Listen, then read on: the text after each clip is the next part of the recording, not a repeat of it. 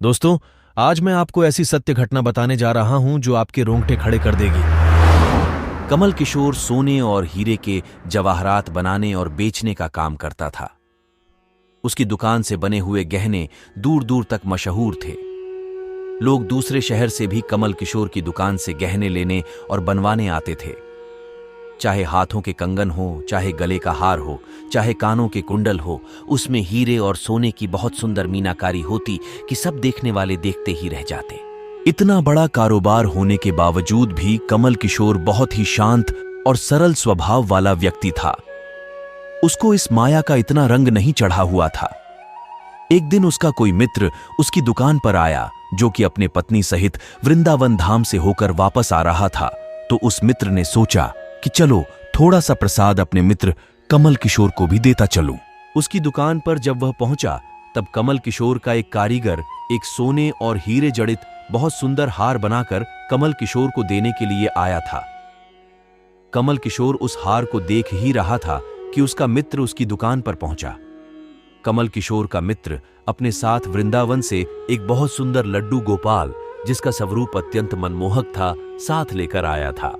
जब उसका मित्र दुकान पर बैठा तो उसकी गोद में लड्डू गोपाल जी विराजमान थे। कमल किशोर लड्डू गोपाल जी के मनमोहक रूप सौंदर्य को देखकर अत्यंत आनंदित हुआ। उसने अपने हाथ में पकड़ा हुआ हार उस लड्डू गोपाल के गले में पहना दिया और अपने मित्र को कहने लगा कि देखो तो सही, इस हार की शोभा लड्डू गोपाल के गले में पड़ने से कितनी बढ़ गई है। विराजमान थे वहां से उसको एक अजीब तरह का प्रकाश नजर आ रहा था। तो हार कर कमल किशोर ने बाबू को पूछा कि अगर आपको कोई एतराज ना हो तो क्या आप बता सकते हो कि उस दिशा में क्या रखा है? मेरा ध्यान उसकी तरफ आकर्षित हो रहा है। तो बाबू और मालती ने एक दूसरे की तरफ मुस्कुराते हुए कहा कि वहां पर तो हमारे घर के सबसे अहम सदस्य लड्डू गोपाल जी विराजमान। तो कमल किशोर ने कहा, क्या मैं उनके दर्शन कर सकता हूं? तो मालती उनको उस कोने में ले गई जहां पर लड्डू गोपाल जी विराजमान थे। कमल किशोर लड्डू गोपाल जी को और उनके गले में पड़े हार को देखकर एकदम से हैरान हो गया। यह तो वही लड्डू गोपाल है और यह वही हार है जो मैंने अपने मित्र के लड्डू गोपाल जी को डाला था। कमल किशोर ने बड़ी विनम्रता से पूछा कि यह गोपाल जी तुम कहां से लाए? बाबू, जिसके मन में कोई छल कपट नहीं था, उसने कमल किशोर को सारी बात बता दी कि कैसे उसको सौभाग्य से गोपाल जी मिले और उनके हमारे घर आने से हमारा दुर्भाग्य सौभाग्य में बदल गया। तो कमल किशोर ने कहा, क्या तुम जानते हो कि जो हार ठाकुर जी के गले में पड़ा है उसकी कीमत क्या है? तो बाबू और मालती ने बड़ी विनम्रता से हाथ जोड़कर कहा कि जो चीज हमारे लड्डू गोपाल जी के अंग लग गई, हम उसका मूल्य नहीं जानना चाहते और हमारे लाला के सामने किसी चीज, किसी हार का कोई मोल नहीं है। तो कमल किशोर एकदम से चुप हो गया और उसने मन में सोचा कि चलो अच्छा है, मेरा हार ठाकुर जी ने अपने अंग लगाया हुआ है। अगले दिन जब वह चलने को तैयार हुआ और बाबू उनको टैक्सी में लेकर उनके मंजिल तक पहुंचाने गया, जब कमल किशोर टैक्सी से उतरा और जाने लगा, तभी बाबू ने उनको आवाज लगाई कि जरा रुको, यह आपका कोई सामान हमारी टैक्सी में रह गया है।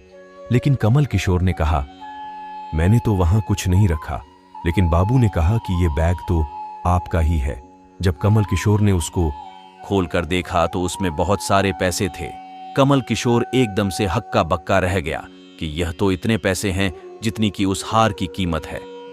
उसकी आंखों में आंसू आ गए कि जब तक मैंने निश्चल भाव से ठाकुर जी को वह हार धारण करवाया हुआ था, तब तक उन्होंने पहने रखा। मैंने उनको पैसों का सुनाया तो उन्होंने मेरा अभिमान तोड़ने के लिए पैसे मुझे दे दिए हैं। वह ठाकुर जी से क्षमा मांगने लगा, लेकिन अब हो भी क्या सकता था। इसलिए हमारे अंदर ऐसे भाव होने चाहिए कि उसमें अहंकार न होकर विनम्रता होनी चाहिए और ठाकुर जी जैसा चाहते हैं वैसा ही होता है। हम तो निमित्त मात्र हैं। कौन ठाकुर जी को वृंदावन से लाया और किसके घर आकर वह विराजमान हुए, यह सब ठाकुर जी की लीला है। जिसके घर रहना है, जिसके घर सेवा लेनी है, ये सभी जानते हैं। हम लोग तो निमित्त मात्र हैं, बस हमारे भाव शुद्ध होने चाहिए। ठाकुर जी तो बड़े बड़े पकवान नहीं बल्कि भाव से खिलाई छोटी से छोटी चीज को भी ग्रहण कर लेते हैं। बोलो। आज से हजारों वर्ष पहले की यह सत्य घटना है। राजस्थान के गोविंद देव मंदिर की घटना है। एक पुजारी थे, बड़े प्रेम से भक्ति भाव से गोविंद देव की पूजा किया करते थे।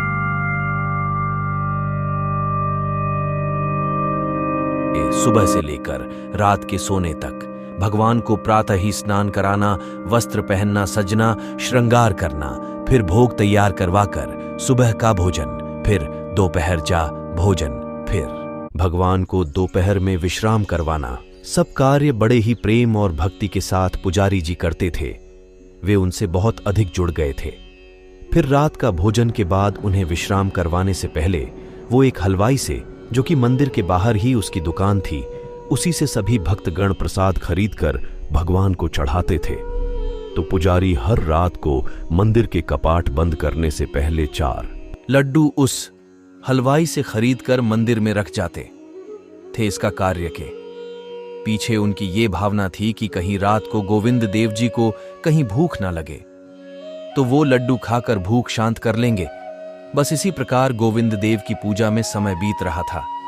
एक दिन पुजारी जी कुछ परेशान थे और अपनी परेशानी में वो रात को गोविंद देव जी के मंदिर में 4 लड्डू, जो वो मंदिर के कपाट बंद करने से पहले भगवान गोविंद देव जी के लिए रख के जाते थे, वो रखना ही भूल गए।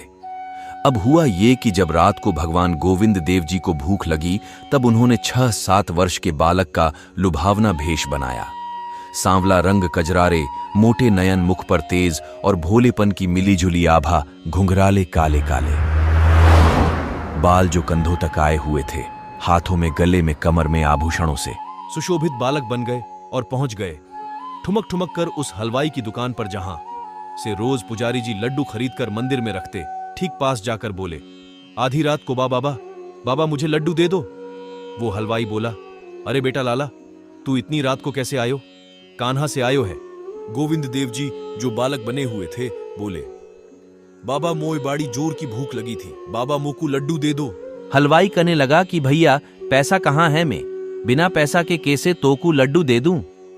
तब बाल के बने गोविंद देव जी ने अपने एक हाथ में से कड़ा उतारा, सोने का कड़ा जो हीरो से कड़ा हुआ, ठोस हलवाई को दे दिया।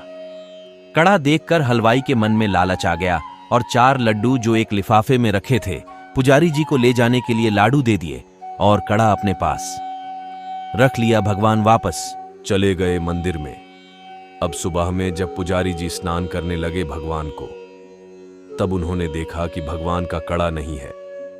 पुजारी डर गया और भागकर राजा के पास पुजारी जी पहुंचे और भगवान के कड़ा चोरी होने की बात कही। राजा ने साथे में मुनादी करवा दी कि जिसने भी भगवान का कड़ा चुराया है अपने आप दे जाए, नहीं तो सख्त कार्यवाही की जाएगी। जब हलवाई ने सुना तो बहुत डर गया और कड़ा लेकर राजा के सामने प्रस्तुत हुआ और हाथ जोड़कर बोला, हे राजन, मैंने इसे नहीं चुराया। आधी सी रात को एक बालक मेरे पास आया था, बाबा मुझे लड्डू दे दो। मेरे पास उस समय 4 ही लड्डू पड़े थे जो मैंने पुजारी जी के लिए रखे थे। पुजारी जी रोज रात को 4 लड्डू लेकर जाते थे। पता नहीं कल पुजारी जी क्यों नहीं आए और मैंने वो ही लड्डू उस बालक को दे दिए थे और उसी बालक ने मुझे अपने हाथ में से उतारकर कड़ा देकर भाग गया था। ये ही वो कड़ा है, कहकर हलवाई रोने लगा।